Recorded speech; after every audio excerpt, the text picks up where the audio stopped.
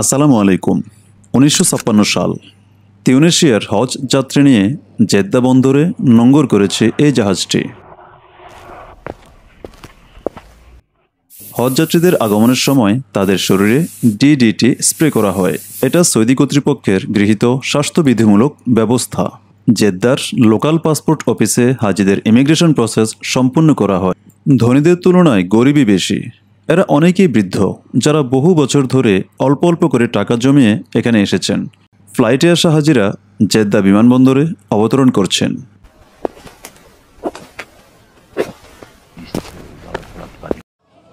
এটা জেদ্দার মূল চত্বর। যখন জেদ্দায় সবাই একত্রিত হয়, ১-২ দিন অবস্থান করে এবং তখন একজন গাইডের সাথে পরিচিত হন, তারা হজ সফরের জন্য পুরো সার্ভিস প্রদান করেন। এই কাফেলাটি মক্কার উদ্দেশ্যে যাত্রা শুরু করল। যাওয়ার জন্য গাড়ি ভাড়া করলেন গাইড। পরিবহনের জন্য বিভিন্ন রকমের পাবলিক বাস, পিকআপ এবং ট্যাক্সি সার্ভিস রয়েছে। এখানে পুলিশি চেকিং হয় 2টো চেক পয়েন্টে। তারা মুসলিম পরিচয়ে যাচাই করে, সাধারণত পাসপোর্ট দেখে এবং নাম দেখেই অনুমান করা হয় মুসলিম কিনা। উদাহরণস্বরূপ, যদি কারো নাম আলী, হাসান বা আহমেদ হয়, তা যথেষ্ট।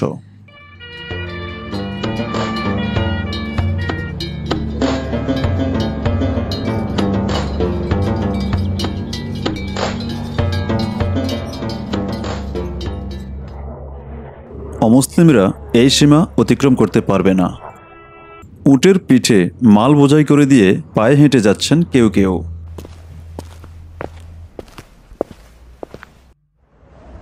এই মুহূর্তে গাড়ি থেমে গেছে, কারণ নামাজের সময় হয়েছে।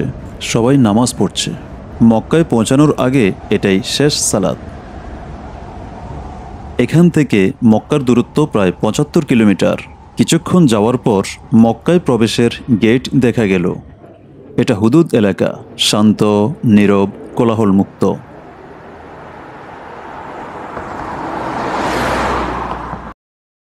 এটা পবিত্র মক্কা মুকাররমা। শহরটির স্থায়ী জনসংখ্যা প্রায় ৩০,০০০ হলেও হজ মৌসুমে তা ১০ লক্ষ ছাড়িয়ে যায়।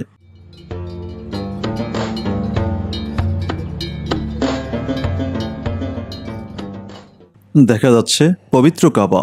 হজযাত্রীদের কাবা ঘিরে ৭ বার তাওয়াফ করতে হয়। কাবাকে আল্লাহর ঘর বলা হয়। ইব্রাহিম আলাইহিসসালাম আল্লাহর আদেশে এই ঘর নির্মাণ করেন।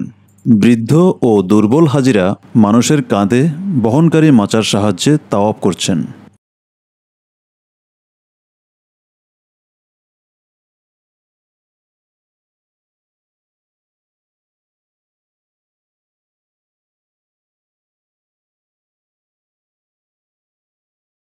কে কাবাঘরের ভিতরে প্রবেশের অনুমতি দেওয়া হয়, যারা বছরে একবার কাবাগৃহে প্রবেশের জন্য অনুমোদিত। এখানে একজন বহিরাগত অনুপ্রবেশকারী ভেতরে ঢোকার চেষ্টা করলে তাকে বের করে দেওয়া হয়। দায়িত্বে থাকা লোকজন কাবাঘর পানি দিয়ে পরিষ্কার করছে। পাশে থাকা জমজম কূপের পবিত্র পানি দিয়ে কাবাঘর ধোয়ার কাজ করছে। এখানে বাদশাহ ফয়সাল, যিনি অন্য সবার মতো তাওয়াফ করতে আসেন। যেখানে তিনি এবং তার কূটনৈতিক এবং রাজপুত্ররা কাবার ভেতরে প্রবেশ করে, সেখানে প্রার্থনা করার সুযোগ পাবেন। তিনি হজযাত্রীদের মতো এহরাম পরে আসেননি। এহরামের কাপড় হচ্ছে সেলাইবিহীন 2 টুকরো সাদা কাপড়, যার এক অংশ লুঙ্গির মতো করে পরা থাকবে এবং কাঁধের উপর আরেক অংশ। এটি হাজরে আসওয়াদ, অর্থাৎ পবিত্র কালো পাথর। এই প্রথম এই পাথরটি এত কাছ থেকে চিত্রায়িত করা হয়েছে। হাজিরা এতে চুম্বন করেন। প্রথমে ইব্রাহিম আলাইসাল্লাম এবং পরবর্তীতে রাসূল সাল্লাল্লাহু আলাইহি সাল্লাম নিজে পাথরটি কাবাগৃহের এই কোণে স্থাপন করেন। এটি জমজম কূপ। পবিত্র পানি পান করছেন, কেউ গায়ে বা মাথায় ঢালছেন। আবার অনেকে কাফনের কাপড় ভিজিয়ে নিচ্ছেন। এই কাপড় সাথে করে নিয়ে যাবেন এবং কেউ মৃত্যুবরণ করলে পবিত্র জমজমের পানিতে ধোয়া এই কাফনের কাপড় দিয়ে দাফন করা হবে। আমরা দেখছি কাবার উঠোনে এই কাপড়গুলো শুকানো হচ্ছে। এটা সাফা ও মারওয়া পাহাড়ের মধ্যবর্তী জায়গা। এখানে সাই করা হজের গুরুত্বপূর্ণ একটি রুকন। 2 পাহাড়ের দূরত্ব প্রায় 500 মিটার। সাফা থেকে মারওয়া গেলে একবার, আবার মারওয়া পাহাড় থেকে সাফা পাহাড়ে আসলে একবার। এভাবে মোট 7 বার অতিক্রম করলে সাই পূর্ণ হয়। আজ শুক্রবার পবিত্র কাবায় চলছে জুমার নামাজ। প্রায় 3,50,000 মানুষ সালাত আদায় করছে। মসজিদের আনাচে কানাচে পরিপূর্ণ মুসল্লি। এমনকি পাশের রাস্তায়ও অনেক মানুষ জড়ো হয়েছে। আজ 9 জিলহজ তারিখ। আরাফার উদ্দেশ্যে রওনা হয়েছে সবাই। মক্কা থেকে প্রায় ২০ কিলোমিটার দূরে একটি খালি ময়দানের নাম আরাফাত। এদিন সূর্যাস্ত পর্যন্ত অবশ্যই হাজিদের আরাফাত ময়দানে অবস্থান করতে হবে। অল্প কয়েক ঘন্টার মধ্যেই এই ময়দান তাঁবুর এক বিশাল গ্রামে পরিণত হয়েছে। এখানে খুব গরম, তাপমাত্রা প্রায় ৪০ ডিগ্রি। কোরবানির পশু সাথে করে নিয়ে এসেছে অনেকেই। চলাচলের সময় ছাতা রাখা খুবই জরুরি, কারণ অতিরিক্ত ঘামে বাড়ে স্বাস্থ্য ঝুঁকি। তাই সব ডাক্তার লবণের ট্যাবলেট বা স্যালাইন খাওয়ার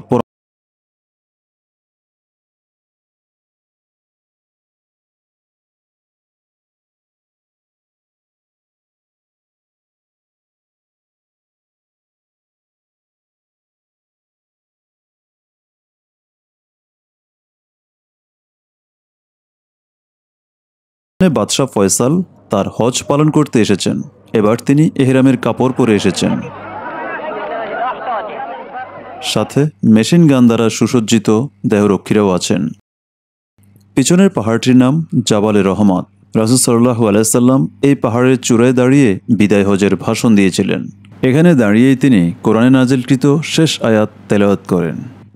আজ আমি তোমাদের জন্য তোমাদের দিনকে পূর্ণ করলাম এবং তোমাদের ওপর আমার নেয়ামত সম্পূর্ণ করলাম এবং ইসলামকে তোমাদের দিন মনোনীত করলাম।